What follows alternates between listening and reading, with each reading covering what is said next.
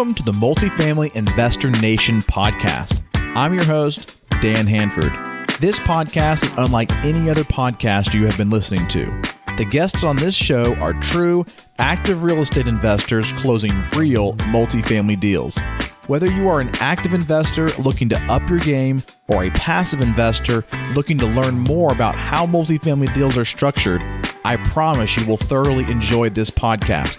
So be sure to hit that subscribe button so you'll be notified of future episodes.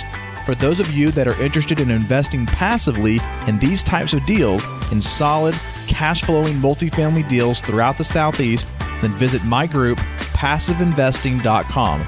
Fill out the investor interest form. That's PassiveInvesting.com.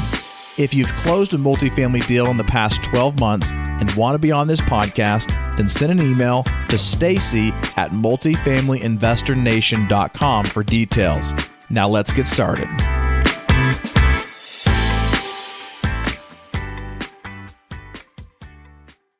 Welcome to the Investor Nation podcast. I'm your host, Whitney Elkins Hutton, Director of Investor Education here at PassiveInvesting.com. And today I have with us Carlos Salguero.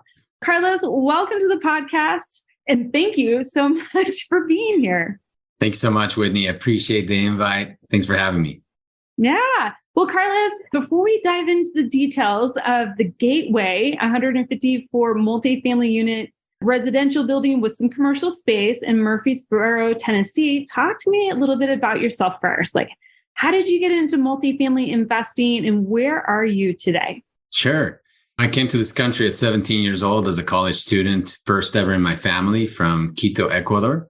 And I went to college, got a couple degrees, went to work for Hewlett-Packard, and I enjoyed the corporate life, but I saw that there was a glass ceiling there. So I quickly realized, you know what, I'm not going to be able to fulfill my dreams here. I started a business on the side, selling some stuff online. And that little e-commerce business grew and grew and grew. And eventually I needed a warehouse. So I bought my first commercial warehouse, a 50,000 square feet warehouse. I went from a small one to a 50,000. So I guess I was shooting for the stars even back then. And this warehouse allowed me to start 3 more businesses in there, right? So I started e-commerce, logistics, marketing. And of course, I was sitting on all this real estate. And eventually I started a supplement brand, a nutritional supplement brand that I was able to sell for 8 figures. And when I had this exit, I looked back at my real estate and I said, real estate has been that thing consistently making me money and passively creating cash flow for me. I had bought some single family homes, some duplexes, some fourplexes, some Airbnbs, and of course, this commercial warehouse. And this commercial warehouse increased in value 9 times since I bought it 12 years ago. So that was a big clue. And I said, you know what? I'm going to go 100% of my attention into real estate. And I started looking for what was the best asset class. And I found multifamily. I understood the math. I understood how you could appreciate the asset, the increase of the NOI, and the rest was history because now I was hooked. I had never seen a business that was as powerful as this in my 20 years of building businesses.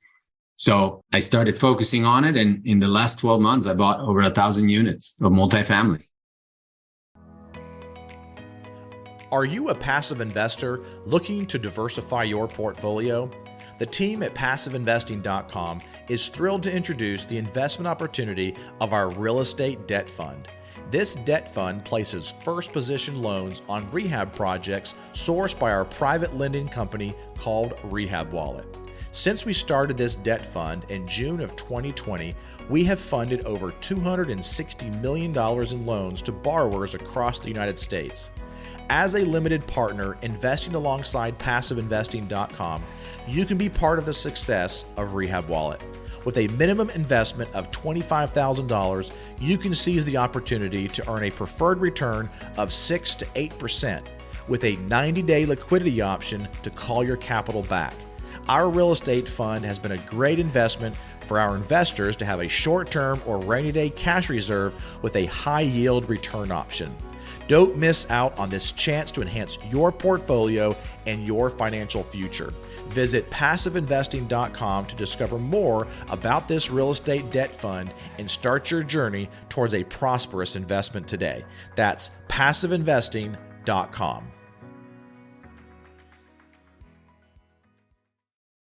Let's dive into the details here on the Gateway, that 154 multifamily unit building in Gates, Murfreesboro, Tennessee. Murfreesboro. A little bit of a tongue twister there. Yeah. So tell me, how did you find this property and when did you close on it?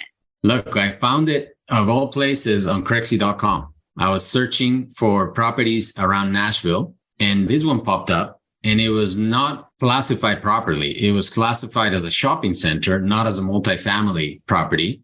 But I was looking also for retail. So my filter, I guess, included that. And then I see this beautiful apartment complex with a hospital behind it. There's a 15 million patient hospital right behind the property. Now I'm like, you know what? This might be sold by now because they had been in the market for like 90 days. I picked up the phone, called the broker, connected with the broker, and I said, hey, is this available? And he told me, yes, it's available. So I found it, and I had a friend, I live in Denver. So I had a friend go walk it the very next day and FaceTime me from the property. He said, Carlos, you need to be here. This place is amazing. So sure enough, I was there 48 hours later, walking the property. I closed on it in March of this last year, Whitney. Oh, fantastic. Now, you mentioned it had that hospital behind it. Before the show, we were talking about how this actual multifamily unit complex has commercial attached to it. Correct. So what kind of commercial does it have attached to it? Yeah, so the developer built this asset 10 years ago. Interesting enough, he built it as his personal residence. He's still my tenant in the penthouse for another month. And he built it with commercial units in the first floor and apartments in the second, third, and fourth floor. And it's 3 buildings total. So I guess the idea was he wanted to have businesses that are related to the hospital or restaurants and whatnot. So there's 37,000 square feet of commercial space on the first floor across the 3 buildings. And our tenants are OBGYN clinics, sports ortho urgent care, optician. There's a juice bar, there's a coffee shop, there's an F45 fitness, and realtor. So there's a lot of good retail tenants and medical tenants as well in those commercial spaces. Oh, fantastic. Okay. Well, let's focus on the multifamily side because I'm really intrigued about that, the business plan there. You find the building, call the realtor says it's still available. Your buddy goes and takes a look at it and says, Carlos, get here. At what point in time did you put in an offer on the building and how did you structure it? Sure. So I went and walked it. I went and walked the property. I had the great fortune to meet the seller, and he personally toured me around the property, showed me the details. It's his pride and joy. So he showed me every single nook and cranny. I built a good relationship with him, and I was able to beat out another group that was $50 million liquid that wanted to buy the deal. And basically what I did is I visited the property, took back the information, underwrote the deal, figured out what the deal was numbers wise. I built a pro forma. And Whitney, back in those days, I was still a little bit iffy about my underwriting skills. So what I did is I hired 4 different underwriters, sent them the package, and I said, hey guys, underwrite this deal so that I could compare it to my notes. So I spent quite a bit of money doing that, but that made me feel really confident that the deal that we had was a good deal. It was being traded on actual performance of the asset and not pro forma. Because, a lot of people want to sell their asset on pro forma. So at that point, I said, you know what, this is what I'm comfortable in paying for the property. And I sent an LOI. So between me visiting the property and sending an LOI, maybe 2-3 days. Okay. And what did you offer? And then what did you guys end up closing at? He wanted $19.5 million for the property. I offered 17.5. So there was a little bit of a gap there. And the good thing is that I didn't get out of here. I didn't get, you're crazy. What are you doing? What I got is feedback from the broker about what was kind of the guidance price and why. So I really went into my logic of, look, this is why I'm offering this. This is what my numbers support. This is what my business plan support. So I really took the time in explaining my numbers. And I think that helped me because the broker was able to communicate that back. We kind of met in the middle. At some point, we met at $18.6 million, which was the price that I feel was fair enough to the seller. And I was able to do that as well with the loan that I was planning to get for the property. That's what the offer was, accepted at 18.6. You're sitting here looking at the data. You guys are kind of going back and forth on pricing in order to get it under contract. What was your thinking in the overall business plan moving forward with that? And then what did you put in the offer? You mentioned that you beat out another company that had $50 million liquid cash. You're like, what did you put in your offer that allowed you to button that up? I think the offer was part of it, Whitney, but I think the relationship was the strongest part of my offer. I had the chance to meet the seller and I started building the relationship with him right away. I delivered cookies to his doorstep the day right after, and I found out that he liked sweets. So that was my strategy. I had brought a bottle of wine with me and I asked his staff, hey, does he like wine? And they said, no, he doesn't drink. So I gave the wine to my friend instead. And I told him, hey, can you bring cookies tomorrow and deliver them in person? So when we had the buyer interview, because there was a buyer interview with myself and two other groups, those buyer interviews are like super serious and stern. And I was like, hey, mister, did you like the cookies? And that broke the ice right away. He smiled. He said, man, those were great. Thanks so much. So look, I don't know if my offer was really numbers wise better than the other group, but I knew that because he was the developer builder and this was his pride and joy asset, he wanted to pass it on to somebody that will take care of it and that will also be proud of it. So I think maybe the institution that had the $50 million was not the buyer that he had in mind to pass on this beautiful property to. I love that relationship building. One could call it a strategy, but really you mentioned before our show that real estate is relationships. So that's awesome. Let's talk about the actual offer. Like, when was the LOI accepted, the purchase sale agreement accepted? And then what was your timeline for due diligence? Was there any earnest money put down? Did anything go hard at any point in time? Let's talk about that. We always think that things are going to happen specifically at a certain time. So I offered with 45 days of due diligence and then another 45 days to close. Now, those terms were accepted. So by the time that we signed the LOI, I'm like, okay, maybe we'll be under contract in like 2 weeks. And then the lawyers start getting involved. We start working on the PSA. And it wasn't like a month and a half until we had the final draft of the PSA. And this is working like almost every day because it's a pretty involved process. That's why when people sometimes tell me, oh, we'll be under contract in 2 weeks, I'm like, okay, I haven't had one yet go in contract in 2 weeks. So anyways, took a month and a half to go under contract. I put $300,000 down. It was refundable still at that point. And then at the money going hard after the inspection period, we were going to go another $300,000 non-refundable. So pretty sizable earnest money for this property, but I was very confident about it. So went through the 45-day due diligence, getting all the stuff that we needed, finding those times a good lender that could give us a deal. Because as you know, Whitney, mixed use doesn't have the same lending as multifamily. This is now multifamily with commercial. So not every lender does that. So we had to go through iterations of finding the right lender at the same time as we were doing the due diligence, going through the leases, going through the financials, doing the inspections. One thing that happened that was really good is my attorney said, Carlos, get those third-party reports ordered right away. Don't wait until the lender orders them.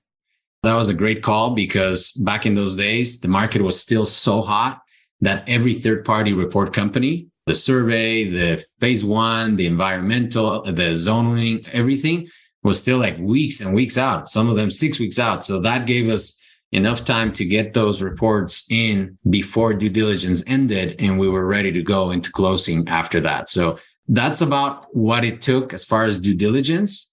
Now, it never goes to plan, and you should plan for things extending a little bit. So at some point, we found some discrepancies on the financials.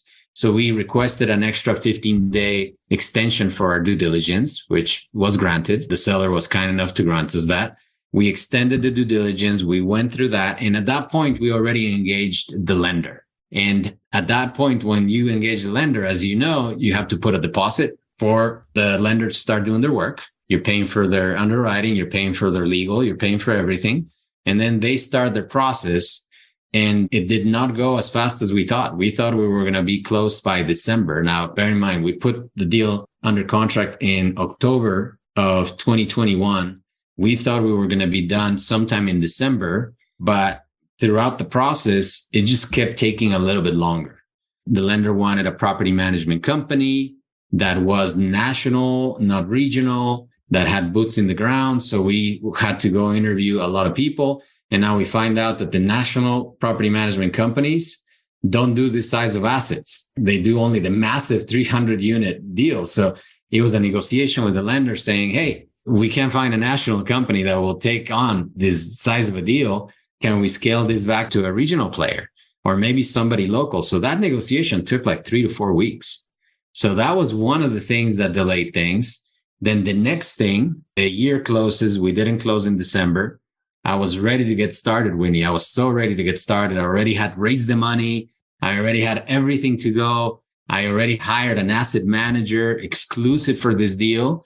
And actually, I asked the permission of the seller, hey, can my asset manager show up and be there shadowing you guys, because it was a self-managed deal by the seller, shadowing you guys, learning the asset, learning the processes, learning the tenants so that we can hit the ground running when we close. And he's like, yeah, Carlos, no problem. So my guy shows up in January and we were supposed to close by the 15th of January now. And again, the lender says, no, we need more time. And that's right when the interest rate started kind of shaking up a little bit. Lender starts getting a little nervous. We're like, oh, well, what's happening? They kept kind of kicking the can forward. Long story short, Whitney. So finally, we got our property management company approved. And then secondly, I get a call from the lender not even 2 weeks before close. And they say, Carlos, we have some bad news and some good news. I'm like, give me the good news. Well, we are increasing your interest rate. I'm like, good news? Was that the good news? Well, we are actually fixing your rate at 5.25 because I was getting a bridge with floating rate. Now, at the time, that didn't feel like it was good news, but now it feels amazing news. So they fixed my rate at 5.25. It went up 50 basis points. And the bad news was we're taking $1 million away from your proceeds because we're nervous about the interest rate market. And I'm like, man, are you serious? 2 weeks before close. Anyways, I scrambled and I went and sat down with the seller. And I said, hey, Mr. Seller, would you loan me the $1 million that I need to close this deal? And I thought he was going to say yes, but he said no. After this whole ordeal, and we're already in February, Whitney. We blew through that January thing. We're already in February. And he says no. So I'm like, you know what? I'm just going to call my investors. So all in all, we raised an extra $1 million to get that closed. And sure enough, we closed it March 1st of 2022. That's when the closing date was.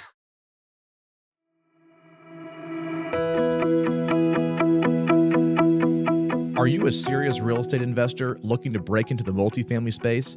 Or are you an experienced multifamily investor looking to level up your game by meeting new passive investors and creating new partnerships?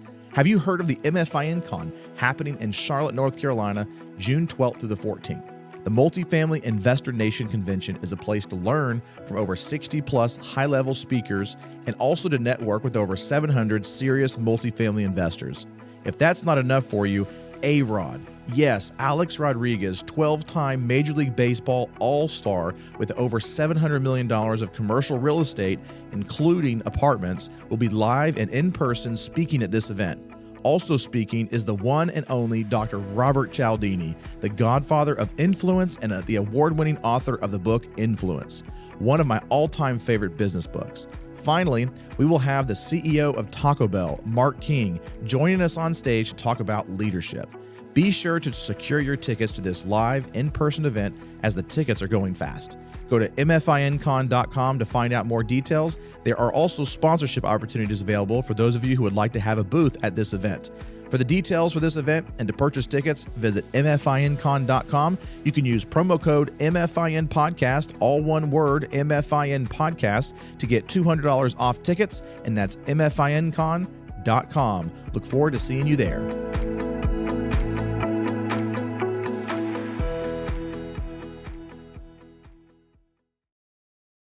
Well, congratulations. And let's talk about the loan since we're kind of on this piece. So Sure. You ended up with 5.5% capped rate. What's the amortization period? Are there any lockouts, prepayment penalties, anything like that? It's a 3-year bridge with 2 6-month extensions, which is in line with our business plan. That's what we wanted. And we cannot refinance until month 18. So after month 18, there's a lockout period we can refinance after month 18. And then you mentioned that you raised capital. So you're in at 18.6 for 154 units and plus the commercial space. Now, what did the bank end up bringing after reducing your proceeds by $1 million? And then what did the investors end up bringing? And how did you structure that? Yeah. So originally the bank was going to give us 17 and change. And then they scaled back to like $16.4 million. And in that too, there was another component is we wanted extra money for leasing commissions and tenant improvement allowance for the commercial, because there was some commercial vacancy that we needed to market. So it didn't really affect returns too much. It probably reduced our returns had they leveraged higher by 0.5 point. So it wasn't a big hit to our investors. And it was just a matter of us communicating to investors, hey guys, the deal's still great, but we just have to bring more cash to the table. And a lot of that cash came from me because I really wanted to make sure that this deal got closed, and I'm the majority investor in the deal anyways. There's like a couple $1 million here that your investor base had to bring. How did you structure that deal with them? Is there a preferred return? What did returns look like for them? Yeah. What were the fees? Yeah. So straight 80-20 split. GPs own 20%, LPs own 80%. Straight cash flow. We didn't do any pref. We didn't do any multiple investor classes. That's typical of my deals, by the way. I usually find deals where we can cash flow right away after we close. The offer to investors was we're going to pay about 6% cash on cash year one, which was in line with the business plan. That just took in the business plan is we were underwriting $200 rent bumps on the residential, and we were underwriting signing at least 3 commercial leases.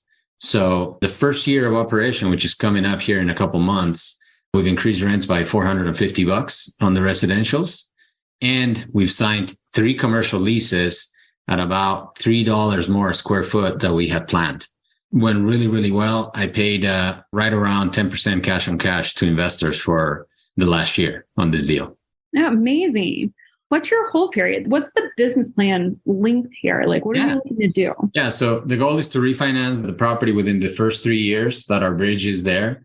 I have another $9 to $10 million of upside this year that I can realize by finishing renting the vacant commercial spaces that are in the property. And we'll probably see another bump of about 5%, 6% on the residential, just because we have that anchor hospital right behind us. So this deal was never really marketed to doctors and nurses and traveling nurses and all that stuff. Now we're doing that full on. So we're starting to see our tenant population really explode in terms of medical professionals. And as you know, that's very good. So we're moving towards that. And then we'll refinance around year 3. We're planning to return about 80% plus of the capital to investors at that point, if not 100%. I might do 100% if we get to the point where we need to be. But the promise was at least 80%. And then we're going to put a permanent loan on it. We're probably going to hold on to this asset for 2, 3, 4 decades and continue to cash flow on the property, refinance it again 10 years out and whatnot. This is a trophy property. A lot of people ask me, how in the world did you score this? If you guys search the Gateway Village Murfreesboro, you'll know what I'm talking about when you see the video of the property. Awesome. So what kind of fees did you charge in this particular deal? We charge 2% acquisition fee, and we charge a 2% asset management fee. So the fee that covers our expenses for managing the manager. And remember, I also planted on-site asset manager in the deal that lives at the property, which Whitney has been a game changer. It has helped us completely turn around the property. Not that it needed turning around, but in the sense of my asset manager is there to really manage the manager on a daily basis, keep track of KPIs, make sure that prospective tenants are taken care of immediately, that prospective commercial tenants are shown units immediately, that we fixed any maintenance issues immediately. I'll give you an example. We had Christmas Eve, there was a freeze in Tennessee, and one of our sprinkler systems froze and flooded part of the second floor. The fact that my asset manager was there, the property manager were off for the holidays, my asset manager was there. He took care of things instantly, made sure the water was off, made sure the remediation company showed up, took care of it with the insurance company. So it has been a game changer for the property. And that's why we've pushed value so much, so quick. Awesome. All right, let's wrap up a little bit because you had an amazing journey with this property. Some ups and downs, but you got it across the finish line. But let's talk about what is one thing that you thought was going to go easier that ended up being harder? And what was one thing that was harder that ended up being easier? Yeah, I thought that building out commercial units was going to be easier. I thought it was going to be, it's going to take 60, 90 days, get the tenant in, get them excited, sign the lease, let's go. So anything construction, guys, is going to take longer than you plan because it's going to go over budget typically, and it's going to go over the timeline. And that has been the case. So I thought that was going to be easier. It's been harder. That doesn't mean I'm not going to do it, but I know now that I should plan for more time and more money. And then the other thing that I thought it was going to be a little bit harder is the residential leases, like bumping the rents. I thought that us pushing the rents that much, like 200, feel pretty good because we saw the market around it.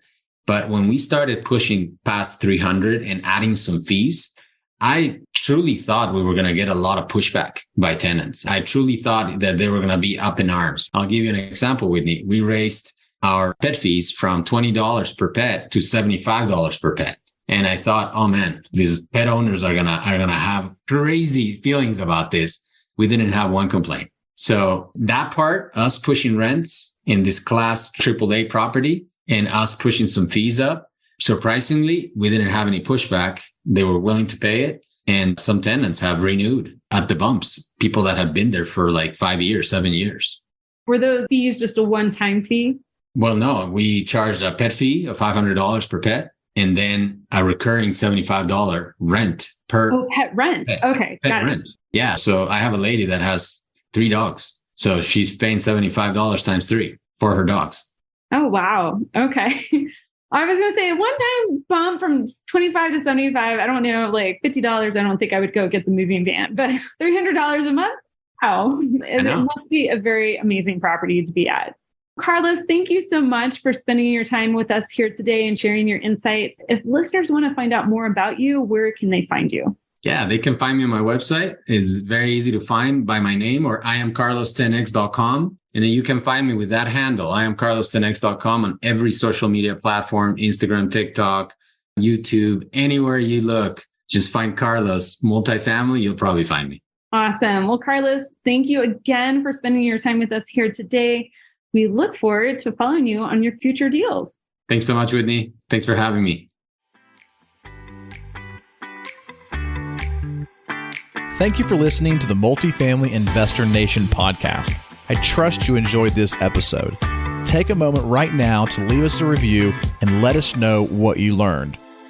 Also, don't forget to visit passiveinvesting.com and fill out the investor interest form to invest alongside me in excellent multifamily assets located across the Southeast. That's passiveinvesting.com. Thanks again for listening, and we'll see you on the next episode.